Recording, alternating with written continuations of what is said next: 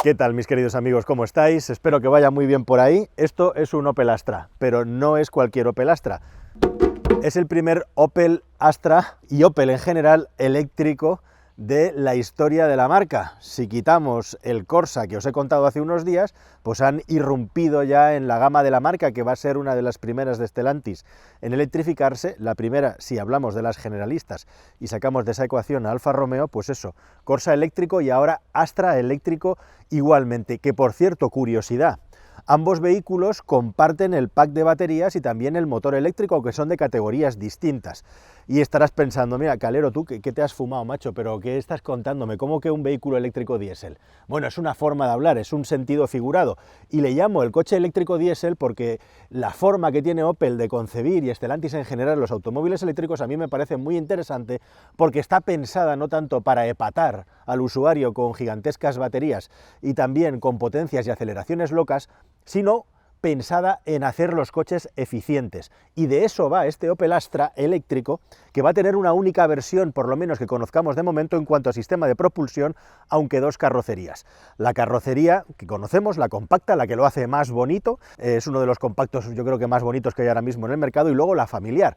Esta es una característica que comparte con el resto de la gama de sistemas de propulsión, es decir, hay gasolina y diésel, hay vehículos híbridos enchufables, hay la gama GSE, que es la deportiva, también híbrida enchufable, y ahora llega la eléctrica, y los cuatro grupos de gama van a compartir carrocería compacta y carrocería familiar. Este también va a tener carrocería familiar, exactamente mismas prestaciones y batería. Eso sucederá el anuncio durante la segunda mitad del año. Por cierto, el coche va a llegar a España en el último trimestre del año 2023.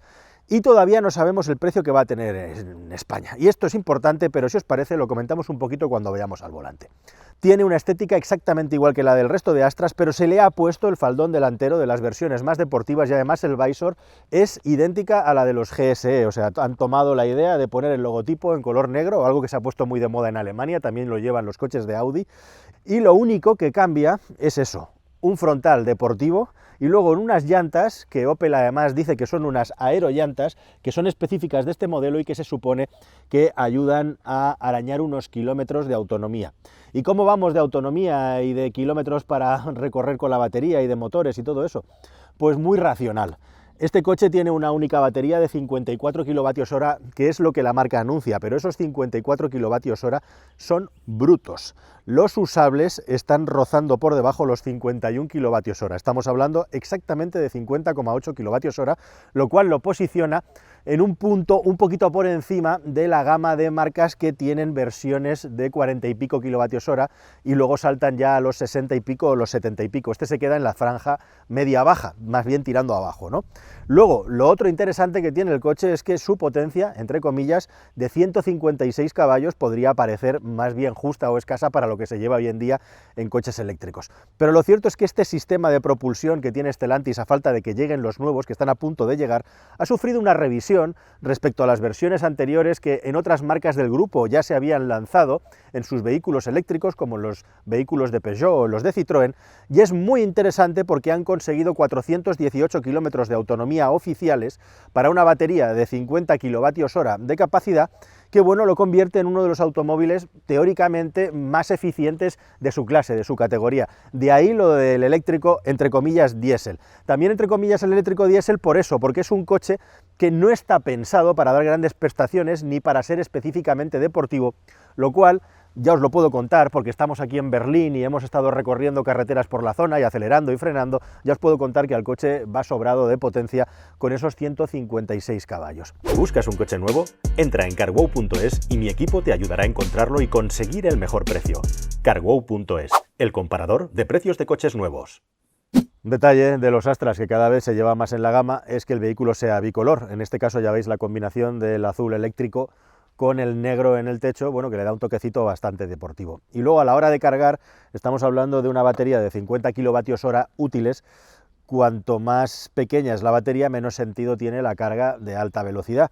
Y en este caso, bueno, pues estamos con 100 kilovatios en corriente continua, que es más que suficiente, y unos muy interesantes y que pueden cundir 11 kilovatios en carga alterna, que permiten que este coche, bueno, pues tenga un pequeño extra allá donde esté disponible a la hora de cargar en sitios donde la corriente continua no esté disponible y sí hay alterna de alta capacidad, porque en casa no vas a contratar tanta potencia, pero en esos puestos públicos donde haya cargadores de 21 o de 22 kilovatios de potencia en corriente AC, en corriente alterna.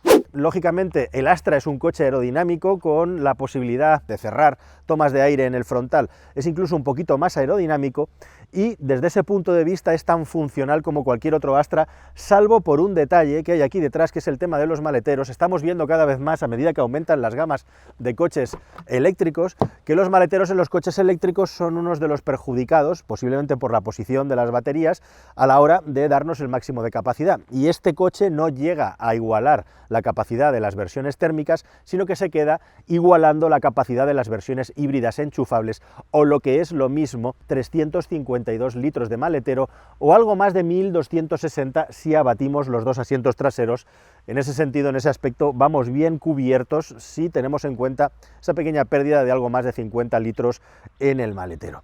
Este coche ha llegado al mercado unos cuantos meses, como medio año después del Renault Megane E-Tech, en un momento en el que estos coches europeos eléctricos han irrumpido con un posicionamiento de precio que posiblemente se ha quedado desfasado respecto a lo que está pasando con la agresividad que hay ahora mismo con los Tesla Model 3, con la llegada de los fabricantes chinos que están apretando mucho. Y la gran pregunta es, ¿qué van a hacer los fabricantes europeos como Opel?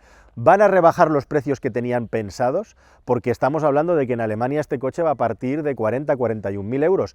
¿O van a hacer una rebaja de precio importante o van a hacer ofertas y promociones para que este vehículo, que la verdad es que es estupendo, pueda competir en precio contra esos vehículos, digamos, que son los que se están llevando las ventas, y específicamente los vehículos de Tesla? Esa es una gran pregunta y en Opel, conscientes de ellos, no han querido decirnos cuál va a ser el precio definitivo en España. Todavía queda, pues eso, todavía un trimestre entre medias, el tercer trimestre del año, para que terminen de desarrollar la estrategia. Mientras todo esto sucede, si os parece, vamos a meternos dentro y te sigo contando cosas, y ojo que hay algunos cuantos detallitos técnicos muy interesantes sobre el sistema de propulsión y los consumos de este coche que ya hemos probado, que te quiero contar directamente al volante. Venga, vamos a verlo.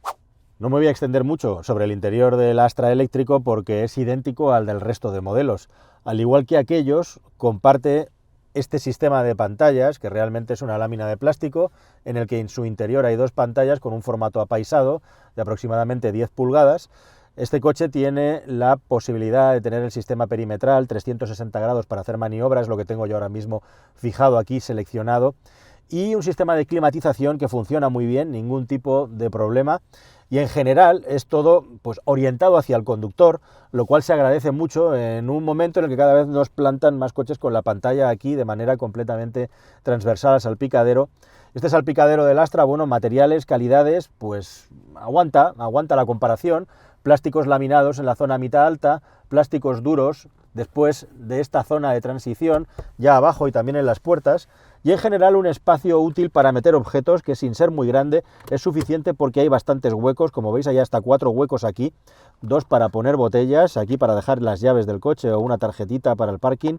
Luego este reposabrazos que tiene un agujerito para dejar una cartera y poco más, cargador inductivo para el móvil y doble toma USB-C para poder cargar cualquier tipo de dispositivo. El coche tiene Apple CarPlay y Android Auto, y todas las cosas buenas y las menos buenas de los coches de Stellantis, como por ejemplo, a mí no me gusta mucho el módulo del cambio, no entiendo por qué el botón de P tiene que ser tan pequeño ni la palanca estar tan metida para adentro, pero bueno, son cosas que ¿qué le vamos a hacer? Una cosa interesante, este coche ahora tiene también un sistema de medición de la calidad del aire para poner en marcha o no el purificador, e igualmente también los asientos, como siempre, unos asientos que están muy bien, en este caso son unos asientos estándar que no tienen una sujeción lateral especial, que vienen firmados por AGR, el organismo que se encarga de medir la ergonomía y certificarla acá en Alemania. Y otra cosa que me parece muy interesante y que está muy bien y que nos va a llevar directamente a la carretera para ver todas las particularidades de su sistema de impulsión eléctrico, es precisamente un head-up display de estilo premium que te enseña la indicación del navegador, te enseña la velocidad, las señales de tráfico de una manera gloriosa. Bien por Opel ahí. Vamos a la carretera. Entre bosques ahora mismo nos hemos perdido por una carreterita con el asfalto perfecto, es una gozada. Conducir por aquí con cualquier coche en general y con un eléctrico con este nivel de suavidad, pues más todavía, ¿no? Y vamos a ponernos a hablar un poco más en serio de eso, del sistema de propulsión de este coche, qué es lo que aporta, qué no. No tiene nada, digamos, especial o distintivo tecnológicamente, pero sí que el concepto del vehículo me parece interesante por lo que supone de simplificación y también de búsqueda de la eficiencia. Vamos a aislarnos del tema del precio, porque como repito, todavía no lo sé y hasta que no salga el precio, pues no podemos debatir sobre él, pero evidentemente un coche que parte de una batería de 50-51 kWh útiles, bueno, pues está en la franja, como digo, medio-baja, y dependerá de la utilización que le dé cada cual, pues si es suficiente o no. Este coche anuncia 418 kilómetros de autonomía, esos son 14,8 kWh de consumo a los 100, que es un consumo muy bajo, o bajo para lo que se estila en un automóvil eléctrico convencional. Desgraciadamente hay demasiados coches eléctricos que son sub, los consumos medios son más altos, todo lo que esté por debajo de los 15 kWh de consumo hoy en día está muy bien. Y lo que hemos podido comprobar por las carreteras de circunvalación de Berlín, con atascos, es que allá donde con el Seat Mii estoy consiguiendo consumos de 11-12 kWh de consumo a los 100, que es poquísimo, el Seat Mii es un coche pequeño, muy ligero, con muy poca superficie frontal, gasta muy poco, pues eso, allá donde con el Seat Mii estoy gastando entre 10 y 12, con este coche estoy gastando entre 13 y 15, e incluso es posible bajar de 13 si eres fino con el acelerador o si la orografía ayuda.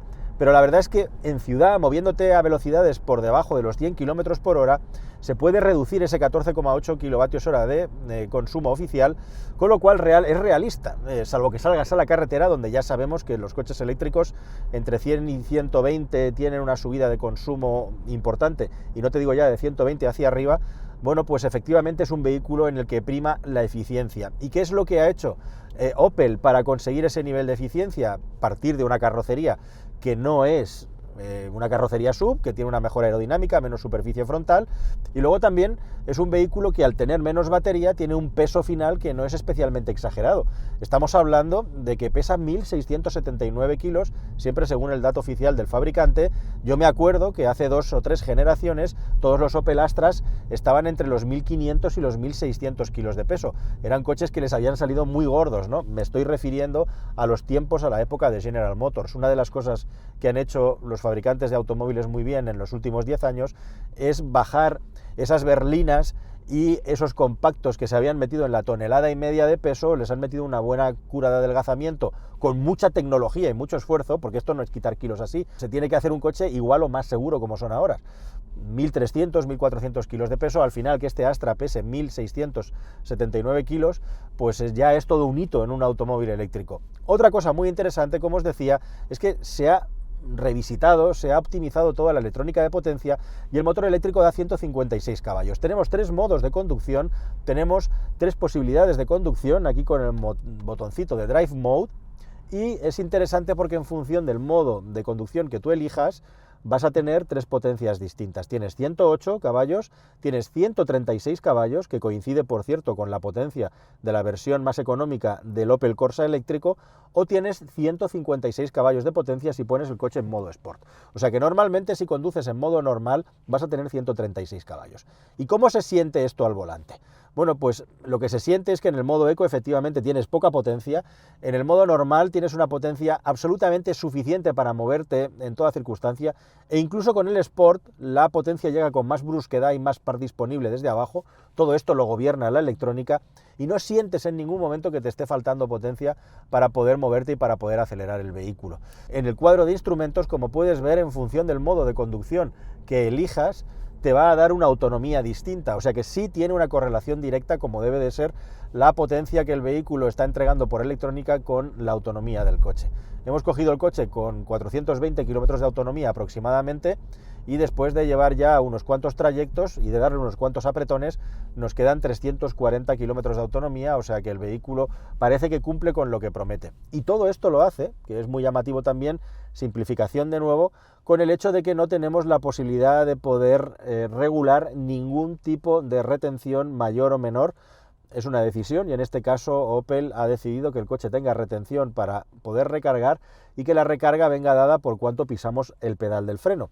Con lo cual, pues no hay que complicarse mucho la vida, no hay levas detrás del volante ni nada que esté vinculado a esa funcionalidad en este vehículo. Otro datito, son cosillas pequeñas, es que precisamente por la reducción de peso y porque no llevamos una potencia loca en el tren delantero, este vehículo lleva unas ruedas de 215, que es apropiado para el peso y la potencia que tiene el vehículo, pero bueno, en muchos casos pues podían haber sido 225, 235, vaya usted a saber lo que se le habría puesto en caso de que no hubiera sido así. En este caso, además, con esas aerollantas pues se ha conseguido arañar un poquito de autonomía en este Opel Astra, que por cierto está pasando por una zona urbana, con un radar que se está enforrando a poner fotos. Yo no sé si esto al final va a llegar o no la multa, pero acabo de ver como a dos coches de delante les ponían una fotografía por ir a la velocidad loca de 30 y pico kilómetros por hora.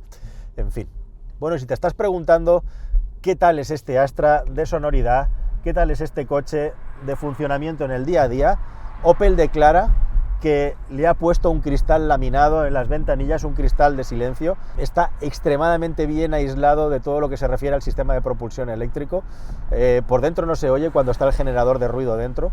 Lo estábamos comentando en el parking, que verdaderamente es terrible el ruido que hacen los coches eléctricos, y cuando empiezan a juntarse varios ya, la fiesta que puedes encontrarte dentro de un parking es alucinante. No me parece que sea un coche de récord en cuanto a lo que se refiere a silencio, pero está muy bien aislado, la verdad, me ha gustado en ese sentido. Y luego tiene el típico tacto de estos vehículos en el que la suspensión, pues si los baches tienen el suficiente tiempo para que la amortiguación pueda absorberlos, es un vehículo muy cómodo, pero resulta un pelín duro en los baches más rotos. Ahora estoy circulando por una carretera rota, verás que esto se agita un poquito y sí que transmite un poquito esa dureza al interior del vehículo sin resultar incómodo. Esto es resultado de que pues, los fabricantes tienen que contener la carrocería de un automóvil que en este caso pesa 1,7 toneladas, ¿no? Y hasta cierto punto es normal, pero en general el Opel Astra tiene un tarado de la suspensión, buscando la comodidad, primando la comodidad.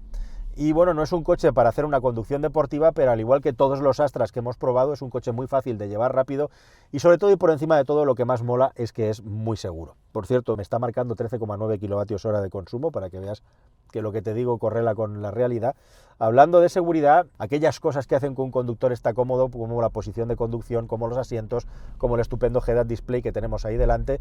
Este coche tiene el sistema IntelliLux. Opel siempre ha sido pionera en poner sistemas de iluminación avanzados en sus coches de gama, que normalmente tienen los vehículos premium. Ahora ya que llevar una matriz del LED no es nada innovador ni nada extraordinario, pero en este caso hay dos niveles, hay un LED estándar y luego hay una matriz de LED, realmente la matriz de LED más avanzada, con más de 160 diodos por faro, que permite hacer una iluminación adaptativa en toda circunstancia, permite hacer, pues eso, tener un haz de luz de máximo nivel y que se adapte a la conducción y a las circunstancias del sitio donde vas conduciendo, las circunstancias de la vía. Y hablando de adaptarse a las circunstancias de la vía, este coche también tiene un sistema de asistencia a la conducción activa muy avanzado. Aquí Opel ha avanzado, valga la redundancia, bastante, así que si te parece, para terminar y dar las conclusiones, vamos a hablar un poquito de seguridad y ver qué nota final le ponemos a este chisme.